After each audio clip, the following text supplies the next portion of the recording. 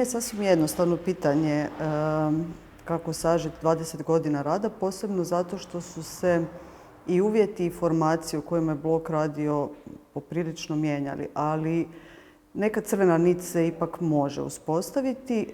Krenuli smo i bavili se zapravo prvih 3/4 postojanja organizacijom Urban festivala, koji je bio festival umjetničkih intervencija u javnom prostoru i zapravo na neki način on je stvarno kao ishodišna točka i metodologija neka rada i pristup koji smo razvili u okviru njega se prenijela poslije i na sve ostalo što smo radili.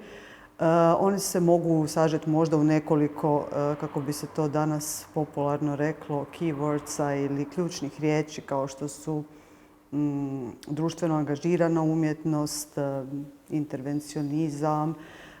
U trenutku kad smo se makli sa ulice, da tako kažem, odnosno uspostavili i otvorili bazu kao galerijski, radni i programski prostor u najširem smislu, smo se poprilično usmjerili na obrazovanje, umjetničko obrazovanje i zapravo obrazovanje o umjetnosti i njenom međuodnosu sa društvenim procesima i to je neka druga paralelna crvena nit koja prožima sve programe. To da je sa blokom surađivao tako veliki broj dizajnera u nekom smislu reflektira i činjenicu da je i sam blok u svakom smislu fluktuirao kroz sve te godine. Dakle, nije bio toliko stabilan kolektiv kao što je recimo to VHV u svakom slučaju ili kontejner kroz veći dio svog djelovanja. A isto tako i sama događanja koje su oni organizirali su vrlo diversificirani, heterogeno je zapravo strašno puno vrlo različitih programa, čak i u onom periodu kada su se bili nominalno fokusirali na jedan projekt, manje više, dakle Urban festival i paralelno s njim onda kasnije još kreću i mikropolitike, ni taj jedan festival nije bio sasvim samo jedna stvar. Nego su se kroz od početka pa do ukidanja festivala neke 2015. 2016. godine konstantno zapravo bavili dekonstrukcijom formata festivala, načina na koji on funkcionira, njegove uloge, mijenjali su teme, mijenjali su na dinamiku samih događanja, lokacije i tako dalje. Što se reflektiralo i na sam dizajn. Suradnja s dizajnerima nam je užasno važna. Mislim, zaista nekad šalile smo se na otvorenju ove izložbe kako same sebe doživljavamo kao kolektiv koji je jako nekako krut, jako je strog na neki način i onda kad smo pogledali sve ovo što je oko nas ovdje i to šarenilo, ta krutost se zapravo nigdje ovdje ne da vidjeti. Želim reći da su nam dizajneri, s obzirom da smo upućeni kroz svoje programe na vrlo široke skupine ljudi, a povremeno i na vrlo uske, kao kod nekih obrazovnih programa, u srednjoj školi ili kod programa koji su usmjereni muzeju susjedstva koji se pak obraća doslovce kao susjedima u nekom širokom smislu. Politička škola za umjetnike opet ima neki svoj, kako se to danas marketinškim rječnikom kaže, ciljanu skupinu, ali dakle, oni su vrlo specifični ili vrlo široki ili vrlo uski. U tom smislu je dizajner zaista jedna poprilično važna funkcija koja zapravo u komunikaciji zapravo prema tim grupama. Ako gledamo same grafičke artefakte kroz tih 20 godina, tu je moguće, kako bih rekao, sa nekim estetskim kriterijima, čak i prepoznavati otprilike kada je šta nastalo. Dakle, zaista kroz 20 godina možete vidjeti kako su se razvijali neki standardi vizualnog oblikovanja u Hrvatskoj, pristup tipografiji, različiti pristupi tisku, različite vrste eksperimenata koje su rađene, posebno u u području nezavisne kulture, odnosno dizajna za nezavisnu kulturu, ali vidi se na koncu čak i to kada je neko od samih autora isplivao kao neko ko je perspektivan, ko je u tom trenutku osoba koja će se upravo sada ili vrlo brzo profilirati kao jedan od ključnih dizajnera te ere. Već sam to spomenuo, zaista većina od tih autora koji su tu čine neke od najboljih, čine selekciju zapravo nekih od najboljih grafičkih dizajnera na sceni za zadnjih 20 godina. Međutim, ono što je po meni zapravo puno veća kvaliteta tih radova, što to nisu nužno uvijek bili trendovski pristupi. Kad imaš trendovski pristup, ima takvih primjera tu, onda je tu relativno lako smjestiti stvar u neko njeno vrijeme. Nego je svaki dizajner, neki od njih su radili i više godina za redom, ali svejedno i oni u tom kontinuitetu, su pokušavali festivalu dati nešto novo. Ne u smislu identiteta, koliko u smislu interpretacije određene teme koje ili festival ili određeno događanje ili određeni projekt imao. Ili čak ne nužno teme, nego nečega što su prepoznali kao važno za pitanja, ne znam, privatnog i javnog, za pitanja javnog prostora, za pitanja šta je to zajednica ili šta je to kvart ili što to znači komunikacija u javnom urbanom prostoru. I mnogi od ovih radova zapravo pokazuju svoju snagu upravo u tome. Dakle, kako jezikom dizajna progovoriti još više upravo o tim temama koje su centralne za blok zapravo od početka njihovog djelovanja do danas, jednako elokventna, u nekim segmentima možda i snažnije, u svakom slučaju jezgrovitije, nego sami blokovi programi. Možda to je prvi moment osvještenja po tom pitanju bilo vizualno rješenje za Urban Festival 3 i koji potpisuje Lina Kovačević. Zapravo je na neki način to bio moment koji je sigurno baš malo izokrenuo pogled. On je jako dobro sjeo zapravo uz identitet festivala, uz neke namjere naše, uz činjenicu da je u to vrijeme, mislim bio je kontekstualan uz činjenicu da je u to vrijeme jako puno takozvanog divljeg plakatiranja bilo po gradu, da su plakatna mjesta bila prepuna, sve nešto što je u zadnjih godina zapravo dosta iščezlo, kako se to jako reguliralo u city lightsima i tako dalje. Mislim da smo se upoznali u Multimedijalnom institutu gdje sam ja počela raditi neki svoj prvi dizajn i oni su taman počeli raditi prvu godinu Urbanog festivala i tako je nekako to bilo organski. Oni su me pitali da napravim vizualni identitet i ono što je bilo super su mi dali potpuno otvorene ruke da napravim neku svoju ideju, nisu se previše uplitali u to što će to biti. Naravno, budžet je bio dosta ograničen. Kako je to za kulturu bilo i bila jedna boja, znači jedna boja i crno-bijelo i iz toga je u stvari krenuo neki vizualni identitet. Tema te godine festivalska je bila ad hoc urbane strukture, pa sam ja odgovorila na tu temu sa plakatom na kojem je sam logotip festivala, ova koncentrična kružnica koja je u biti topološka oznaka za mjesto, izrezana i onda se lijepljenjem plakata dobilo to da su svi plakati koji su bili ispod, jer smo zamolili ljude koji lijepe plakate da ne skidaju plakate od ispod, tako da je u stvari plakat od ispod bio dio vizualnog identiteta Urbanog festivala koji se odvija u 3 faze, pa zato 3 različite boje za različite mjesece festivala. I fluorescentna je jedna specifična boja koja doduše nije baš ekološka više iz današnje perspektive, ali meni je bila zanimljiva zato što se isto fluorescentne boje koriste jako u tim urbanim intervencijama, radovima, na cestama i tako dalje. I još više se naglasio onda taj sadržaj ispod, sa tom fluorescentnom. Iduće godine smo imali malo drugačiju priču, znači isto logotip festivala koji je više išao u nekom smjeru slaganja kao igrice Pac-mana. Mislim, svaka ova programski letak je drugačiji, pa su se tu dobile te neke kao igre između samog logotipa festivala i programa. I opet asocijacija na kartografiju i Urban Festivalu. U stvari ovo je ex-Urban Festival, već bio sljedeće godine.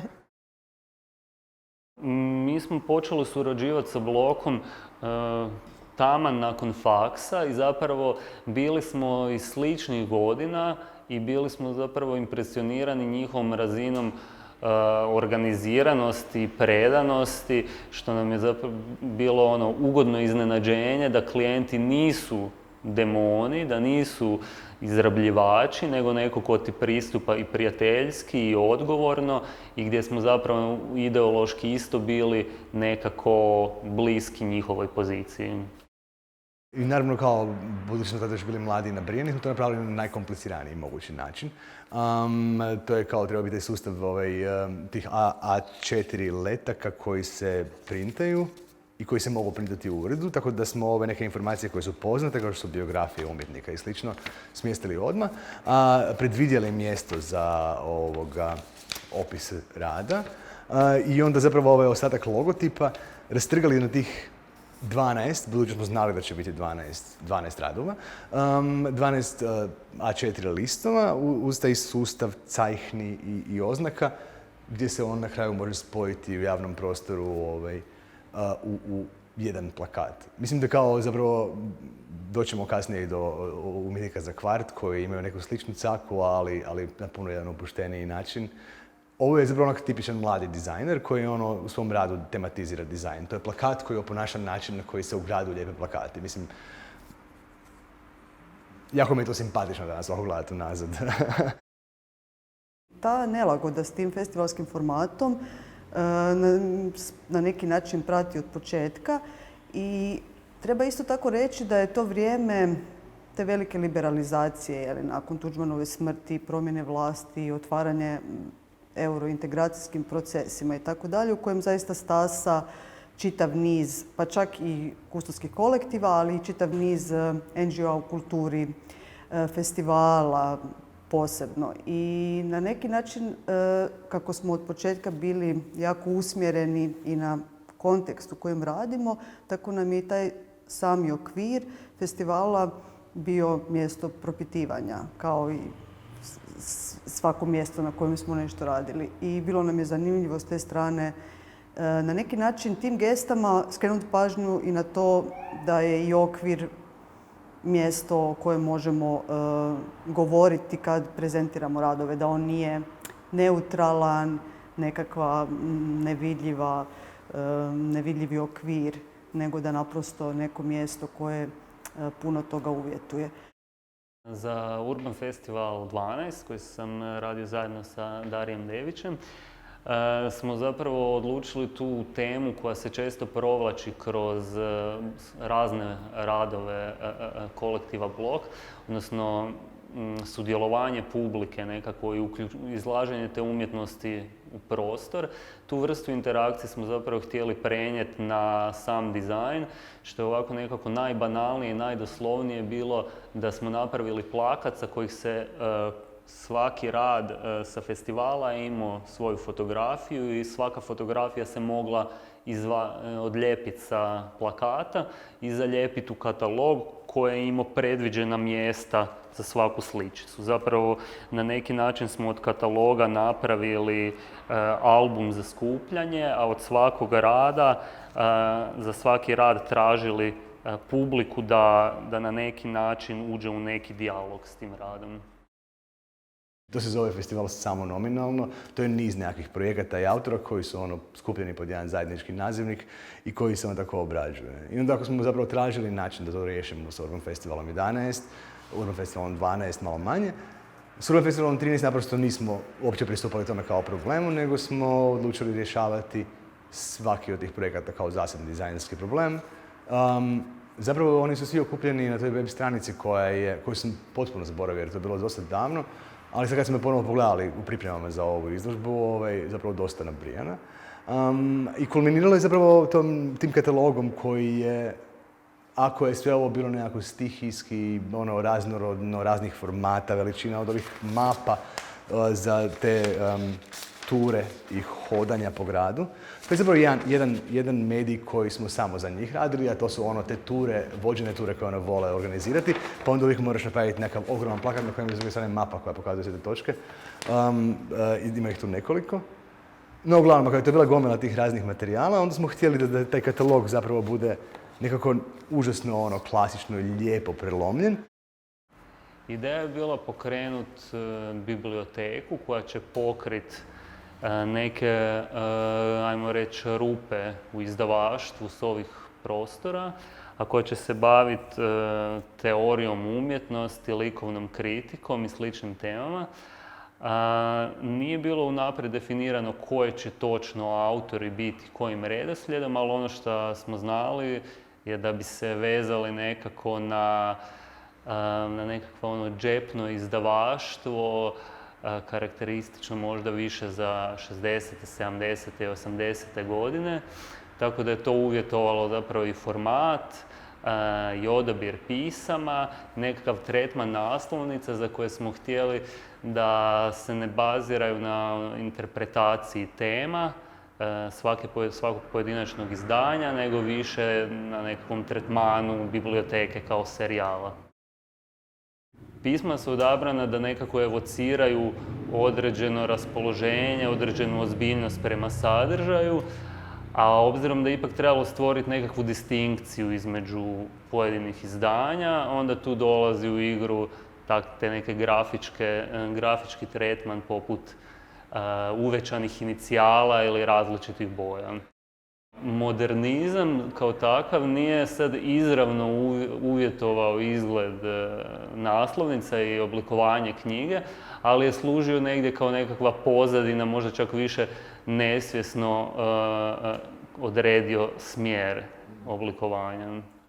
Što se tiče layouta unutra, nekako je isto se referira na tretman iz džepnih knjiga, gdje radi štednje prostora su poglavlja počinju uvijek na sljedećoj stranici u odnosu na prethodno poglavlje sa nekakvim drastičnim potonućem kako bi se ipak naglasio početak novog poglavlja. Umjetnici za kvart je zapravo onda nekakav spiritualni nasljedni projekt Urban Festivala, odnosno sada se to planiralo kroz 3 godine kao, pa otprilike kako je i Urban Festival 13 funkcionirao, odnosno to je bila niz umjetnika, 5-6 godišnje, koji su imali svaki svoje projekte koji su razvijali u suradnji s kustosicima, plus 2 programa, Radio Baza i Kino na Trešnjevci, koji su se ponavljali iz godine u godinu. I sad mislim, po meni je stvarno najzanimljivija tu ta poveznica Urban Festivala 11 i ovog grada, gdje je Urban Festival 11 riješen stvarno kao što bi ga riješio dizajner koji je još uvijek opčinjen dizajnom. Ono što ja od uvijek tvrdim da je kao kad sam bio najmlađi dizajner, užasno mi je stalo do toga što će struka misliti o mom radu i užasno me stresiralo da nešto bude ružno. I ljutio bih se na klijenta zato što poružnjuje moj dizajn, a ja pokušavam da to bude lijepo. A s vremenom zapravo se naučiš užasno cijeniti kao svoj uspjeh, to da je klijent zadovoljan, to da je klijentu nešto lijepo, a onda ako je i tebi lijepo, to je onda više struki uspjeh. Tako da, pogotovo u suradnji sa djevojkama iz baze, koje su uvijek vrlo bile entuzijastične i jasne u davanju svog inputa i toga što im se sviđa i toga što im se ne sviđa, smo se naučili cijeniti da kao ne radimo zapravo svoje nekakve umjetničke projekte, nego radimo plakate za nekoga i za nešto.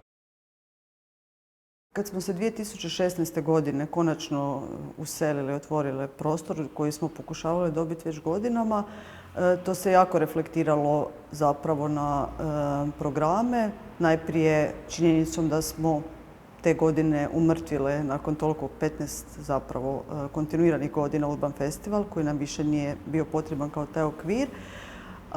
I s druge strane došli smo u kvart, do tad smo, dakle, Urban Festival se često raspršivao baš daleko po gradu i te smo godine shvatili da se želimo zapravo useljenjem u bazu i obraćati nekako neposrednom susjedstvu. i koje je poprilično zanimljivo. Dakle, Trešnjevka kao taj neki kvart koji je zapravo s jedne strane najstariji zagrebački kvart, sa druge strane od njega odlikuje ono puno divlje gradnje, kao da je neki periferni kvart, a zapravo je polucentralni. Događale su se već tada i velike promjene u tom dijelu stare Trešnjevke, tako da je zapravo nas je ulazak u taj prostor usmjerio na tu neposrednu okolinu, istraživanje nekako neposrednog susjedstva, što nas je onda kroz nekoliko koraka dovelo do inicijative koju već 3 godine guramo. Ona se zove Muzej susjedstva Trešnjevka izgradnja odozdo, koja je na neki način pokušaj da se zaista uspostavi jedna kvartovska institucija takvog muzejskog tipa odozdo.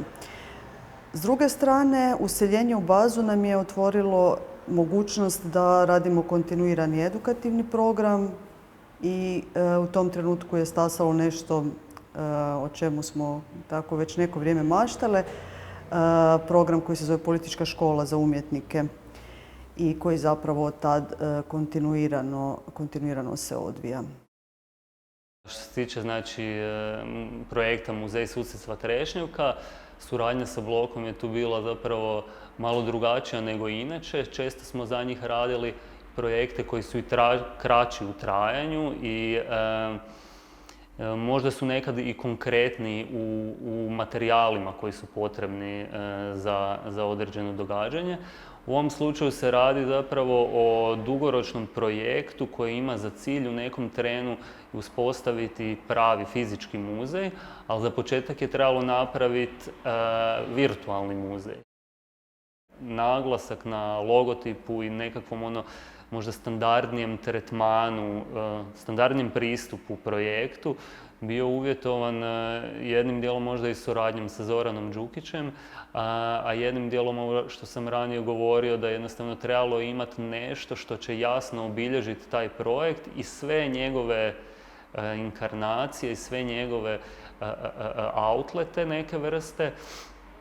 Tako da nam je bilo bitno, za razliku od ranijih projekata, imati baš taj neki simbol koji možemo lijepiti na sve, imati neke specifične boje, jer prije u ovim drugim projektima jednostavno nije bilo toliko bitno imati tu vrstu prepoznatljivosti. Logo je zapravo, to su stilizirane forme slova MST, koje nekako smo se trudili da asociraju na što krovove nekakvih industrijskih pogona, nekakve trake iz tvornica ili čekića. Znači, to je sve nekakva vrsta interpretacije grafičke, industrijske baštine koja je zapravo na području Trešnjevke dosta prisutna i danas, barem u ostacima nekakvim. Jer ovi ostali radovi su imali svoje neke dizajne, neke od kojih smo radili mi, neke ne. I to je super, po meni se čini case study naše komunikacije sa djevojkama iz bloka, jer kao za Kino na Trešnjevci smo nakon prva 2 odmah rekli kao ovo nam se više ne da i počeli raditi zasebne plakate ovakve sa motivima iz pojedinačnih filmova ili... Jer naprosto sa filmom je uvijek zabavno se igrati s tim i meni bilo dosadno uvijek raditi ovaj isti šprancasti plakat. Su one uvijek imale nekakav kadar ili sliku koju su htjele pokazati, pa smo onda nekako oboje zaključili da je bolje da se ne držimo identiteta. A za radio bazu smo se nekako prešutno odlučili da trebamo se držati identiteta do samog kraja i to se dešavalo istovremeno, te odluke koje smo donijeli. Nekako stvarno već faza u kojoj smo se razumjeli, bez nekakve pretjerane rasprave. Odmah je bilo jasno što želimo i što se sviđa oboma i zapravo mislim da je cijeli taj projekt Umjetnici za kvart od 16. pa do 18. nekakav kao naš dio naše suradnje gdje smo stvarno već saživjeli se jedni s drugima i to mi je jako drago. I cijela stvar je okrunjena ovim monografijom. Ideja je zapravo bila da to bude nekakva monografija neobičnijeg formata, one su izdvojile neke radove i zapravo je bila misao da se oni predstave nekakvim, svaki na svoj način, ili velikim slikama svojih autora ili prikazani kroz nekakav intervju ili ovo ili ono, ili kroz skenove starih brojeva glasa Trešnjevke, nekog radničkog časopisa i onda preslikama tekstove iz njega. Pa onda su to vrlo raznorodni zapravo sadržaji, od tih nekakvih arhivskih tekstova, preko intervjua, preko fotografija, preko ilustracija. Zapravo su riješeni i time što je taj veliki format, pa zapravo svaka od tih stvari zauzima svega 2-3 stranice, jer su stvarno velike, na jednoj stranici je 8 kartica. Zapravo dođe do toga da je svaki spread, svaka duplerica ima neku svoju novu logiku, neki novi način na koji je riješena i zapravo dođe do neke vrlo lude situacije, ali po meni dobro izvedene. Jako lijepo govorim o svom dizajnu, baš se hvalim danas. Dobro izvedene zato što ima nekakvu vizualnu težinu cijela stvar. Čini se kao da se neko pozabavio tim radima i to je bila zapravo ideja.